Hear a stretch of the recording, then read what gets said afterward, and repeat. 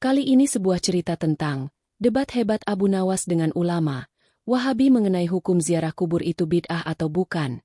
Jangan kemana-mana ya, tonton sampai habis, kasih like, komen, share, klik subscribe dan jangan lupa nyalakan notifikasinya. Pada masa kekuasaan Khalifah Harun ar-Rasyid, Baghdad hidup dalam masa keemasan. Jalan-jalan ramai oleh pedagang dari negeri jauh. Para penuntut ilmu memenuhi madrasah, dan di setiap sudut masjid, kalam hikmah bergema seperti aliran sungai yang menyejukkan hati. Namun di tengah kedamaian itu, datanglah kabar dari negeri Najd, di timur sana. Kabar tentang seorang ulama muda yang terkenal karena kerasnya lidah dan tajamnya penilaian. Ia menolak segala hal yang berbau kebiasaan baru, bahkan amalan yang telah turun-temurun dijalankan umat. Dialah Syekh Abdul Jabbar Al-Najdi, bisik seorang saudagar kepada temannya di pasar Karh. Kata mereka, beliau menganggap ziarah ke kubur para wali itu bid'ah besar. Kabar itu menyebar cepat seperti angin gurun. Dari mulut ke mulut, dari madrasah ke madrasah, hingga akhirnya sampai ke telinga sang khalifah sendiri. Maka Baghdad pun mulai riuh dalam bisik-bisik. Ada yang gelisah, ada yang penasaran, dan tidak sedikit pula yang ingin melihat bagaimana kelak ulama keras itu menantang para cendekia Baghdad. Di antara hiruk-pikuk itu, nama satu orang disebut-sebut di setiap majelis, Abu Nawas. Bukan karena ia seorang ahli fikih besar, meski ilmunya luas. Bukan pula karena ia penyair kenamaan, meski bait-baitnya indah bak madu dari langit. Tetapi karena kecerdikannya yang unik, dan caranya menjungkirkan lawan dengan kata sederhana yang mengandung hikmah dalam. Di sudut kota, di bawah pohon kurma tua, Abu Nawas sedang duduk santai. Di hadapannya secawan kecil minuman jahe, dan di sampingnya seekor kucing liar yang sering menemaninya membaca. Seorang murid muda datang tergesa-gesa. Nafasnya tersengal membawa kabar. "Wahai guru," katanya terbata, "datang seorang ulama dari Najd. Katanya, siapapun yang menziarahi kubur para wali telah terjerumus dalam bid'ah." Abu Nawas menatap pemuda itu lama, lalu tersenyum samar. "Bid'ah, katamu?" ujarnya lembut. "Aneh benar. Anak muda, orang yang hendak menghapus ingatan tentang kematian, bukankah ia sendiri yang paling butuh diingatkan olehnya?" Pemuda itu kebingungan. "Apakah engkau akan menemuinya, guru?" Abu Nawas memandangi langit Baghdad yang mulai berwarna jingga. "Tidak perlu tergesa-gesa," katanya. "Jika kebenaran seperti matahari, ia tak perlu dikejar. Ia akan terbit dengan sendirinya." Namun dalam hati, Abu Nawas tahu, pertemuan itu takkan bisa dihindari. Sebab di setiap zaman, selalu ada orang yang ingin menghapus cinta dengan dalih menjaga iman. Dan mungkin, sudah saatnya ia menunjukkan bahwa cinta kepada orang saleh bukanlah penyembahan, melainkan penghormatan kepada cahaya yang pernah menerangi jalan umat. Angin padang pasir berhembus lembut. Kucing itu mengeong pelan, seolah mengiyakan bisikan takdir. Hari itu Baghdad tampak lain. Udara terasa lebih tegang daripada biasanya. Dari gerbang timur kota, masuklah iring-iringan rombongan ulama yang berpakaian serba putih. Di depan barisan, tampak seorang lelaki tinggi berjanggut lebat. Wajahnya keras seperti batu, dan matanya tajam bagai pedang yang tak pernah tumpul. Dialah Syekh Abdul Jabbar Al-Najdi, ulama yang datang dari negeri pasir, tempat matahari seakan enggan beranjak dan angin berbicara dengan nada garang. Di punggung untanya tergantung mushaf besar dan tongkat kayu, tanda keulamaannya. Di mulutnya, selalu terucap kalimat, "Segala yang tidak dilakukan Rasul adalah bid'ah, dan setiap bid'ah adalah kesesatan." Orang-orang Baghdad menyambut dengan hormat, tetapi banyak yang berbisik pelan. Sebagian menunduk, takut jika ucapan mereka nanti disalahkan. Sebagian lagi penasaran, apakah kerasnya sang syekh benar seperti yang dikabarkan. Di Masjid Raya, Khalifah mengutus wazirnya menyambut tamu dari timur itu. "Selamat datang, wahai syekh dari Najd," ucap wazir dengan sopan. Namun Syekh Abdul Jabbar menjawab tanpa senyum, "Aku datang bukan untuk disambut, tapi untuk meluruskan." "Maksudmu, meluruskan siapa?" tanya wazir dengan kening berkerut.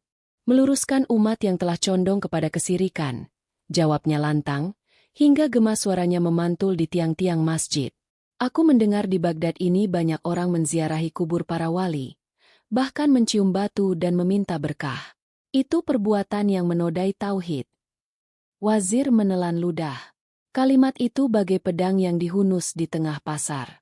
Namun sebelum ia sempat menanggapi, seseorang di antara jamaah berbisik, "Panggil Abu Nawas." Sementara itu, di kediaman sederhananya, Abu Nawas masih duduk di serambi, menulis bait-bait kecil di atas lembar daun kurma kering. Seorang murid datang tergopoh-gopoh membawa kabar. "Guru, ulama dari Najd itu sudah tiba." Ia berkata, "Orang yang ziarah kubur adalah pelaku bid'ah." Abu Nawas menatap muridnya, lalu tersenyum ringan. "Anak muda," katanya pelan, "jika orang datang membawa pedang, jangan kau sambut dengan pedang pula. Kadang, seutas senyum lebih tajam daripada baja." Ia berdiri, merapikan jubahnya yang sudah pudar warnanya, mengambil sorban lusuh yang biasa ia pakai, lalu berkata, "Baiklah, mari kita sambut sang penantang. Tapi jangan lupa, kita bukan hendak menang, kita hendak menerangi." Di sore hari itu, Abu Nawas berjalan menuju Masjid Raya. Di sana telah berkumpul banyak orang. Sebagian ingin menyaksikan ilmu, sebagian lagi hanya ingin mendengar perdebatan. Ketika ia melangkah masuk, suara-suara berbisik menyebut namanya. "Abu Nawas datang! Abu Nawas datang!" Syekh Abdul Jabbar menoleh, menatap lelaki berwajah teduh yang datang dengan langkah tenang itu. Ia menatap dari ujung kepala hingga kaki, lalu berkata dengan nada sinis, "Apakah engkau yang bernama Abu Nawas, yang katanya pandai berdebat, tapi lebih sering bermain dengan kata-kata daripada dalil?" Abu Nawas tersenyum dan menunduk sedikit. "Benar, aku ini hanyalah orang biasa yang mencoba memahami dalil dengan hati, bukan hanya lidah." "Kalau begitu," kata Syekh Abdul Jabbar, "besok kita berdebat di hadapan Khalifah. Aku akan tunjukkan betapa jauh engkau dari sunnah." Abu Nawas mengangguk perlahan. "Dan aku akan tunjukkan betapa dekatnya cinta kepada orang saleh dengan cinta kepada Allah," jawabnya lembut. Matahari tenggelam di ufuk barat. Bayangan dua tokoh itu jatuh panjang di lantai masjid, seolah dua sisi dari satu kebenaran yang belum selesai diperdebatkan. Dan Baghdad pun menahan napas, menunggu hari esok. Hari ketika lidah bertemu lidah. Dan hikmah diuji oleh kerasnya keyakinan. Keesokan paginya, Baghdad seolah berdenyut lebih cepat dari biasanya. Dari setiap gang, dari setiap pasar, orang-orang berbicara tentang hal yang sama, debat besar di Masjid Raya. Kabar itu menyebar seperti api menyentuh minyak. Semua ingin melihat siapa yang akan unggul, Abu Nawas sang cerdik atau Syekh Abdul Jabbar sang keras hati. Di istana, Khalifah Harun ar-Rasyid duduk di singgasananya, termenung dalam-dalam. Ia mengenal kedua nama itu. Abu Nawas, sahabatnya yang kerap membuatnya tertawa, namun di balik tawanya tersimpan lautan hikmah, dan Syekh Abdul Jabbar, ulama muda dari Najd yang katanya hafal 1000 hadis, tapi wajahnya jarang tersenyum. Sang Khalifah mengangkat kepalanya dan berkata kepada wazir, "Siapkan majelis di Masjid Raya. Biarlah umat menyaksikan siapa yang benar dalam ilmu dan siapa yang menang dalam adab." Menjelang siang, halaman Masjid Raya Baghdad dipenuhi manusia. Para penuntut ilmu duduk bersila, pedagang menutup tokonya lebih awal, bahkan anak-anak kecil berdesakan di antara kaki orang dewasa. Di tengah majelis, 2 kursi kayu besar disiapkan, satu di kanan, satu di kiri. Di belakangnya, bentangan kain sutra hijau bertuliskan kaligrafi ayat. "Dan janganlah engkau mengatakan kepada orang yang telah mati, bahwa mereka telah mati, sebab sesungguhnya mereka hidup di sisi Tuhan mereka, dan mendapat rezeki." Ali Imran 169. Ketika ayat itu dibentangkan, beberapa ulama Baghdad saling berpandangan diam-diam, karena ayat itu seakan menjadi pembuka dari perdebatan yang akan datang. Tak lama kemudian, Syekh Abdul Jabbar datang bersama murid-muridnya. Langkahnya tegas, sorot matanya menusuk. Ia duduk di kursinya dengan kepala tegak dan berkata lantang, "Segala puji bagi Allah yang menyelamatkan kita dari kesesatan kaum penyembah kubur." Suasana langsung hening. Beberapa jamaah menunduk, tak berani menatapnya. Namun dari pintu barat masjid, terdengar langkah perlahan. Abu Nawas datang, dengan pakaian sederhana dan sorban putih gading. Di tangannya hanya membawa tasbih kecil dari kayu, dan di bibirnya tersungging senyum yang menenangkan. Ia memberi salam lembut kepada Khalifah, lalu kepada Syekh Abdul Jabbar. "Assalamualaikum, wahai ulama dari timur," katanya sopan. "Waalaikumsalam," jawab sang Syekh datar. "Aku datang untuk meluruskan bid'ah yang engkau sebarkan di negeri ini." Abu Nawas menunduk hormat. "Kalau begitu, mari kita duduk bersama. Mungkin yang engkau anggap bengkok hanyalah tampak demikian karena kau melihatnya dari sudut yang sempit." Sorak kecil terdengar dari jamaah, tapi Abu Nawas menegur dengan tangan, meminta mereka diam. Khalifah memberi isyarat, dan debat pun dimulai. Syekh Abdul Jabbar membuka majelis dengan suara lantang. "Wahai penduduk Baghdad, ketahuilah bahwa ziarah kubur adalah perbuatan yang tak pernah dilakukan Rasulullah semasa hidupnya. Tidak ada dalil yang membenarkan mencium batu, meminta berkah, atau mendekati kubur manusia. Itu semua adalah bid'ah, dan setiap bid'ah adalah sesat." Ia mengakhiri dengan suara menggelegar, membuat sebagian jamaah bergumam kecil. Abu Nawas masih duduk tenang. Ia memutar-mutar tasbihnya perlahan, lalu berkata dengan nada halus, "Wahai Syekh yang mulia, engkau benar bahwa Rasulullah tidak pernah mencium batu, kecuali Hajar Aswad di Ka'bah. Tapi apakah engkau tahu, mengapa beliau menciumnya?" Syekh Abdul Jabbar menjawab cepat, "Karena itu sunnah, bukan sebab batunya memiliki kuasa." Abu Nawas tersenyum. "Benar. Maka ketahuilah, demikian pula kami datang ke kubur orang saleh, bukan karena kubur itu berkuasa, tetapi karena hati kami ingin meneladani mereka yang pernah menyinari dunia dengan iman." Suasana majelis mulai berubah. Sebagian jamaah mengangguk pelan, sebagian lagi menatap Syekh Abdul Jabbar yang mulai mengernyitkan kening. "Ini baru permulaan," bisik wazir kepada Khalifah. Dan Khalifah, sambil memandangi Abu Nawas yang tenang di tengah gemuruh manusia, berkata pelan, "Bila hikmah berbicara dengan lembut, bahkan pedang pun akan menunduk."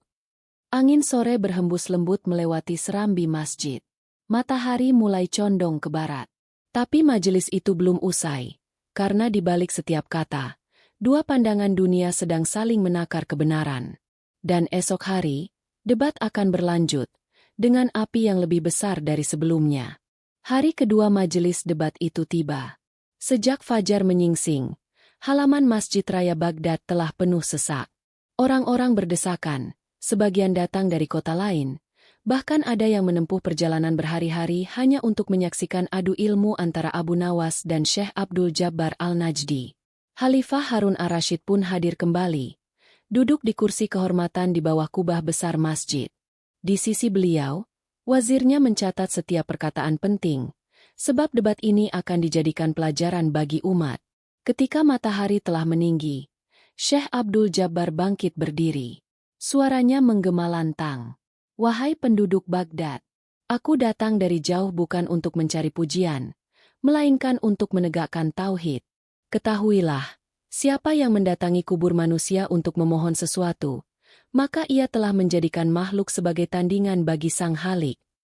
Riuh kecil terdengar di antara jamaah. Beberapa menunduk, beberapa lainnya berbisik-bisik. Abu Nawas tetap duduk tenang, tangannya menggenggam tasbih kayu, matanya teduh seperti danau di musim semi. Syekh itu melanjutkan dengan nada semakin tinggi. "Rasulullah tidak pernah meminta berkah dari kubur siapapun. Para sahabat pun tidak. Maka bagaimana bisa engkau membenarkan perbuatan itu, wahai Abu Nawas?" Abu Nawas menatapnya lembut, lalu berkata perlahan, "Wahai Syekh, engkau benar dalam sebagian ucapanmu, tetapi izinkan aku bertanya, apakah engkau pernah menziarahi makam orang tuamu?" Syekh Abdul Jabbar terdiam sejenak. "Pernah," jawabnya. "Apakah engkau mendoakan mereka?" tanya Abu Nawas. "Ya, tentu saja. Itu sunnah." "Dan apakah ketika engkau berdiri di sana, engkau mengingat jasa mereka, wajah mereka, cinta mereka, dan rasa kehilanganmu. Syekh itu mengerutkan dahi. Itu perkara fitrah manusia. Abu Nawas tersenyum tipis. Maka itulah, wahai Syekh, ziarah kubur bagi kami, fitrah yang diiringi doa, kenangan yang menumbuhkan cinta, dan cinta yang menuntun pada kebaikan. Suasana majelis mendadak hening. Namun Syekh Abdul Jabbar tak mau menyerah. Ia membalas dengan suara meninggi. Tetapi engkau tidak bisa menafikan kenyataan bahwa banyak orang datang ke kubur meminta hujan, kesembuhan, bahkan rezeki. Itu jelas kesirikan. Abu Nawas menatap jamaah yang mulai gelisah. Lalu dengan suara lembut ia berkata, jika seorang anak meminta kepada ayahnya yang masih hidup, bukankah hakikatnya ia tetap berharap kepada Allah yang menggerakkan hati ayahnya untuk memberi? Demikian pula, bila ada orang sederhana memohon di sisi kubur orang saleh, bukan karena kubur itu memberi, melainkan karena ia yakin doa di tempat yang diberkahi akan lebih mudah naik ke langit. Beberapa ulama Baghdad mengangguk pelan. Khalifah menunduk, seolah merenung dalam. Namun Syekh Abdul Jabbar belum puas. Ia menghentak tongkatnya ke lantai. Engkau memelintir makna tauhid. Rasulullah datang untuk menghancurkan segala bentuk perantara. Abu Nawas menjawab dengan tenang. Suaranya lembut tapi menusuk. Rasulullah datang bukan untuk menghancurkan perantara, wahai Syekh, tetapi untuk mengajarkan kepada kita siapa perantara yang sejati. Dan perantara sejati bukan batu, bukan kubur, bukan pula manusia, melainkan amal saleh dan cinta kepada orang yang dicintai Allah. Desah takjub terdengar di penjuru masjid. Wazir menulis cepat di atas papirus, dan Khalifah mengangkat kepala, matanya berkilat. Namun Syekh Abdul Jabbar merasa terpojok, berkata dengan suara bergetar. Engkau bermain dengan kata-kata. Abu Nawas, bicaralah dengan dalil. Abu Nawas tersenyum. Dalil, katamu? Katanya pelan. Apakah engkau lupa bahwa Rasulullah bersabda, dulu aku melarang kalian menziarahi kubur, tapi sekarang berziarahlah, karena ia mengingatkan kalian kepada akhirat. Apakah mengingat kematian bukan sunnah? Wahai Syekh. Masjid seketika sunyi. Tak ada suara selain desir angin yang menembus jendela batu. Syekh Abdul Jabbar memucat. Bibirnya bergetar. Namun tiada kata yang keluar. Abu Nawas menunduk hormat kepadanya. Lalu berkata lembut. Engkau datang dari jauh membawa bara keyakinan. Wahai Syekh. Tapi ketahuilah. Bara yang tak diiringi cahaya akan membakar, bukan menerangi. Dan pada saat itu, sebagian jamaah menangis perlahan. Bukan karena kalah atau menang, tetapi karena mereka merasakan hangatnya ilmu yang lahir dari hati yang jernih. Khalifah berdiri, menatap dua ulama itu. Besok, katanya lirih, debat ini akan berlanjut. Sebab hikmah belum selesai diucapkan, dan kebenaran tak pernah lahir dari amarah. Matahari telah condong ke barat. Di luar masjid, langit Baghdad berwarna tembaga, seperti bara yang baru saja padam, menyisakan asap lembut yang menandakan api itu belum mati. Dan esok hari, api itu akan menyala lagi. Hari ketiga majelis debat pun tiba. Sejak fajar, langit Baghdad tampak muram, seolah turut menyimpan ketegangan antara dua tokoh besar yang akan kembali bersua di bawah kubah Masjid Raya. Khalifah Harun ar-Rasyid datang lebih awal pagi itu. Beliau tampak lebih tenang, namun matanya tajam memperhatikan setiap gerak dua orang yang duduk berhadapan di hadapan rakyat Baghdad. Abu Nawas, dengan keteduhan wajahnya, dan Syekh Abdul Jabbar, dengan sorot mata yang menyala oleh semangat dan keyakinan. Ketika semua telah siap, Khalifah memberi isyarat dengan tangannya. Majelis ini dibuka kembali, katanya. Semoga Allah menurunkan cahayanya di antara dua lidah yang mencari kebenaran.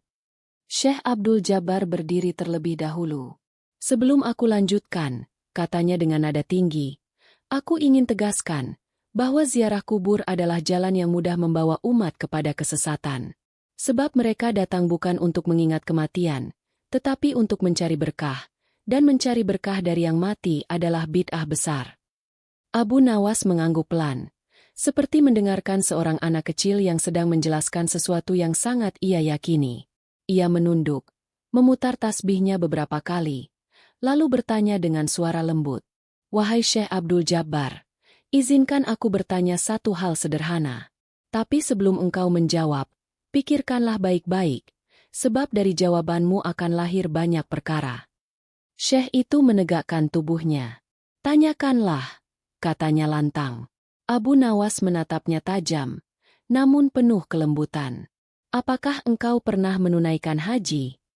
Tentu saja, jawab Syekh Abdul Jabbar cepat.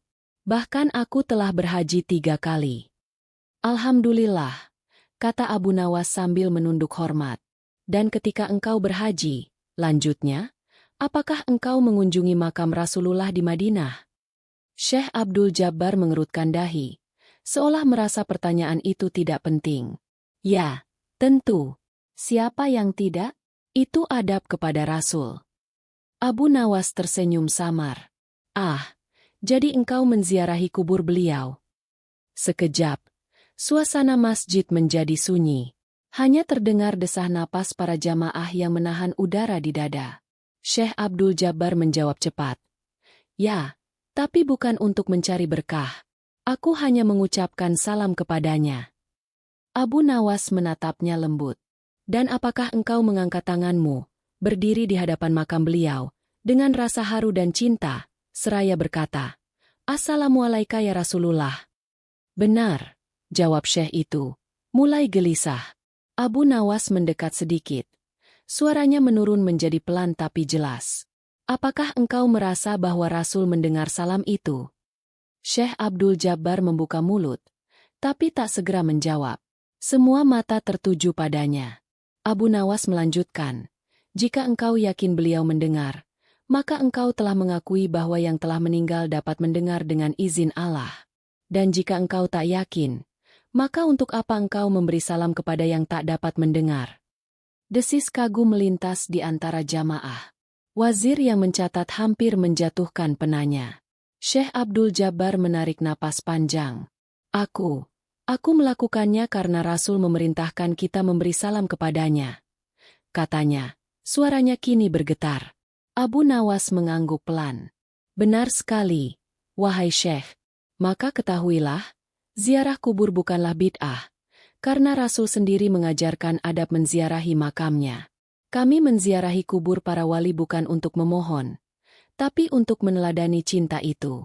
Kalau engkau boleh memberi salam kepada Rasul yang telah wafat, mengapa kami tak boleh menziarahi para hamba Allah yang hidupnya di jalan Rasul? Masjid terdiam. Heningnya seperti menutup seluruh suara dunia. Khalifah menatap Abu Nawas lama sekali, lalu menunduk, membisik pada wazir. Lihatlah, ia tidak menyerang dengan pedang, tapi dengan cermin. Namun Abu Nawas belum selesai. Ia menatap Syekh itu. Suaranya lembut namun tajam. Wahai Syekh, engkau datang dari jauh membawa ilmu yang keras, tapi lupa bahwa iman itu bukan hanya di kepala, ia juga bersemayam di dada. Kalau cinta kepada Rasul tidak disebut bid'ah, maka cinta kepada pewaris ilmunya pun bukanlah kesesatan. Syekh Abdul Jabbar menunduk. Wajahnya pucat, dan janggutnya bergetar pelan. Ia ingin membalas, tapi lidahnya kaku. Abu Nawas tidak menertawakan, tidak menghina, tidak pula mengangkat suara. Ia hanya menutup matanya sejenak dan berbisik. Kadang, yang paling keras bukanlah dalil, tapi hati yang belum sempat disirami cinta. Majelis ditutup dengan takbir yang menggema dari mulut para hadirin. Khalifah berdiri, dan dengan suara berat berkata, besok akan menjadi penutup debat ini. Biarlah satu kalimat dari Abu Nawas menentukan segalanya. Dan seluruh Baghdad pun menunggu, sebab esok hari, hikmah yang disembunyikan Abu Nawas akan terucap. Dan dunia akan tahu bahwa kebenaran bisa turun dengan lembut seperti embun, namun mampu memadamkan api yang paling besar. Hari keempat. Langit Baghdad sejak pagi tampak jernih. Langit biru yang seakan memantulkan kejernihan hati yang akan lahir di hari itu.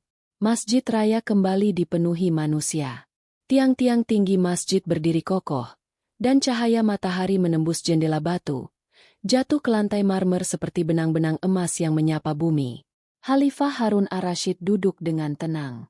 Di sisi beliau para ulama besar Baghdad, dan di hadapan mereka, Dua tokoh yang telah menjadi buah bibir seluruh negeri, Abu Nawas dan Syekh Abdul Jabbar Al-Najdi. Majelis dibuka dengan doa. Lalu Khalifah berkata lirih, "Wahai Abu Nawas, wahai Syekh Abdul Jabbar, hari ini adalah hari terakhir majelis ini.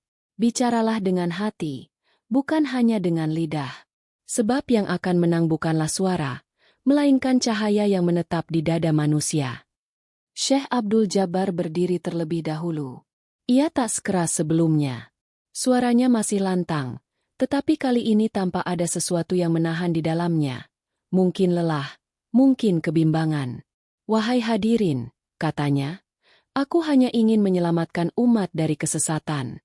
Aku tidak ingin manusia tersesat menyembah kubur." Abu Nawas tersenyum lembut. "Tak ada yang ingin sesat, wahai Syekh," ujarnya perlahan. "Namun terkadang jalan yang tampak lurus, justru kehilangan arah karena lupa akan kasih." Ia berdiri, jubahnya berayun pelan ditiup angin dari jendela masjid. Lalu ia menatap semua orang, dari khalifah di singgasana hingga rakyat jelata di sudut lantai. Suasana menjadi begitu hening, hingga desah napas pun terdengar jelas. Kemudian Abu Nawas berkata, dengan suara yang lembut namun bergema di setiap hati, "Kami tidak datang ke kubur untuk menyembah yang mati, tetapi untuk mengingat yang hidup di dalam hati." Seketika suasana membeku. Kalimat itu melayang-layang di udara, sederhana namun dalam seperti laut di malam hari. Para jamaah saling berpandangan, sebagian meneteskan air mata tanpa tahu sebabnya, sebagian lagi menunduk, seolah merasakan sesuatu yang menembus batin mereka. Syekh Abdul Jabbar yang sejak tadi berdiri, kini perlahan duduk. Tangannya gemetar, matanya berkaca-kaca. "Ucapkanlah sekali lagi, wahai Abu Nawas," katanya pelan, "agar aku mendengarnya dengan hati, bukan telinga." Abu Nawas menatapnya dengan kasih. Lalu ia mengulangi, lebih pelan, seolah menenangkan bayi yang resah. "Kami tidak datang ke kubur untuk menyembah yang mati, tetapi untuk mengingat yang hidup dalam diri kami, dan yang hidup dalam rahmat Tuhan." Tiba-tiba terdengar isak kecil di antara jamaah. Seorang lelaki tua di pojok masjid menangis terseduh, memeluk tongkatnya. Khalifah berdiri, menundukkan kepala, lalu berkata dengan suara berat, "Demi Allah yang menggenggam langit, kalimat itu lebih tajam daripada 1000 dalil." Abu Nawas menunduk, menatap lantai. "Ilmu tanpa kasih hanyalah api tanpa cahaya," katanya lembut. "Dan amarah atas nama agama seringkali menutup pintu yang seharusnya membawa kita pulang kepada Allah." Syekh Abdul Jabbar menatapnya lama. Di matanya ada sisa bara, tapi kini bercampur air bening. Ia berdiri pelan, menghampiri Abu Nawas, lalu mencium tangannya. "Engkau benar, wahai Abu Nawas," katanya bergetar. "Aku datang membawa pedang, dan kau memadamkannya dengan embun." Abu Nawas tersenyum, menepuk bahunya. "Tidak ada kalah atau menang di sini, wahai Syekh. Hanya ada mereka yang belajar untuk mencintai lebih dalam." Ketika majelis ditutup, rakyat Baghdad berdesakan ingin melihat Abu Nawas. Tapi ia berjalan pergi dengan langkah ringan, menembus kerumunan, seolah tak ingin disanjung. Di belakangnya, suara Khalifah menggema. Hari ini, hikmah menundukkan keangkuhan. Dan satu kalimat telah menjadi cahaya bagi seluruh Baghdad. Angin sore berembus lembut membawa aroma bunga dari taman istana. Langit berwarna keemasan. Dan di bawahnya, seorang lelaki sederhana bernama Abu Nawas berjalan pulang, sambil berbisik pelan kepada dirinya sendiri. Tak perlu banyak kata untuk menjelaskan kebenaran. Cukup satu kalimat yang lahir dari hati yang tenang. Setelah majelis itu usai, seluruh Baghdad berubah menjadi lautan bisik-bisik. Di pasar-pasar, di madrasah, bahkan di rumah-rumah para saudagar, orang-orang membicarakan satu kalimat yang telah mengguncang hati mereka. "Kami tidak datang ke kubur untuk menyembah yang mati, tetapi untuk mengingat yang hidup di dalam hati." Kalimat itu menyebar lebih cepat daripada angin, menembus batas-batas rumah dan hati manusia. Bahkan anak-anak kecil di jalanan menirukan bunyinya, meski belum mengerti maknanya, Sebab kata yang lahir dari kebenaran memiliki getarannya sendiri. Syekh Abdul Jabbar Al-Najdi, setelah hari itu, tinggal beberapa pekan di Baghdad. Ia tidak lagi berdiri di mimbar dengan suara keras. Tidak lagi menunjuk-nunjuk orang sambil berteriak, "Bid'ah."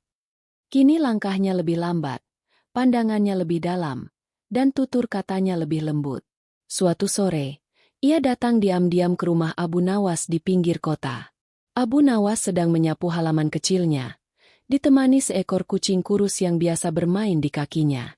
Ketika melihat tamunya datang, ia tersenyum. "Wahai Syekh dari Najd," katanya, "angin apa yang membawa kemuliaanmu kemari?" Syekh Abdul Jabbar menunduk. "Angin yang telah kehilangan angkuh," jawabnya lirih. Ia duduk di bangku kayu di serambi rumah itu, menatap wajah Abu Nawas yang teduh. "Selama bertahun-tahun aku mengira keras berarti tegas, dan lembut berarti lemah," katanya. "Tapi engkau menunjukkan bahwa kelembutan bisa menundukkan besi." Abu Nawas meletakkan sapunya, lalu duduk di hadapannya. "Wahai Syekh," ujarnya lembut, "air memadamkan api bukan karena kuat, tapi karena sabar. Begitu pula ilmu yang lahir dari cinta, ia tak terburu-buru menghakimi, melainkan perlahan menyejukkan." Syekh itu menatap jauh ke langit Baghdad yang mulai jingga. "Aku datang untuk berterima kasih. Karena engkau, aku mengerti bahwa ziarah kubur bukan menyembah, melainkan mengingat." Abu Nawas tersenyum kecil. Dan mengingat adalah bagian dari beriman. Beberapa hari kemudian, Syekh Abdul Jabbar berpamitan kepada Khalifah. Sebelum berangkat, ia berkata di hadapan para ulama dan rakyat Baghdad, "Wahai penduduk negeri yang penuh hikmah, aku datang membawa bara dan pulang membawa cahaya. Semoga Allah merahmati orang yang mengajariku dengan sabar dan menasihatiku dengan cinta." Dan seluruh hadirin tahu, yang dimaksudnya adalah Abu Nawas. Sementara itu, Abu Nawas kembali menjalani hidupnya yang sederhana. Ia tak menyimpan kebanggaan sedikit pun, sebab baginya, kemenangan sejati bukan ketika lawan tunduk, melainkan ketika hati yang keras menjadi lembut. Suatu malam, di bawah sinar bulan yang temaram, seorang muridnya bertanya, "Guru, apakah engkau merasa menang dalam debat itu?" Abu Nawas tertawa kecil. "Menang?" katanya sambil menatap langit. "Tidak, anakku. Kebenaran tak butuh pemenang. Ia hanya butuh pendengar yang mau membuka hati." Ia diam sejenak, lalu menambahkan, "Yang kalah bukanlah orang yang salah dalam ucapan, tapi yang menutup pintu hatinya dari cahaya." Murid itu menunduk, tertegun oleh lembutnya suara sang guru. Abu Nawas menatap jauh ke langit, di mana bintang-bintang menggantung bagai butir tasbih di tangan malam. "Lihatlah, anakku," katanya pelan. "Kubur bukan tempat takut, melainkan tempat sadar. Di sanalah manusia belajar bahwa hidup hanyalah perjalanan singkat menuju pulang." Dan malam itu, Baghdad tertidur dalam ketenangan yang jarang sekali dirasakan. Orang-orang memandangi langit yang dipenuhi bintang, dan di antara bintang-bintang itu, mereka seakan mendengar gema suara Abu Nawas. "Jangan takut mengingat mati, sebab yang mengingat kematian akan hidup dengan lebih benar." Demikianlah kisah debat besar itu berakhir, bukan dengan amarah, tapi dengan hikmah. Bukan dengan hinaan, tapi dengan pelukan dua hati yang saling memahami. Dan sejak hari itu, di Baghdad selalu ada pepatah yang diucapkan orang-orang bijak. Ketika ilmu dan kasih bersatu, maka iblis pun tak dapat menipu.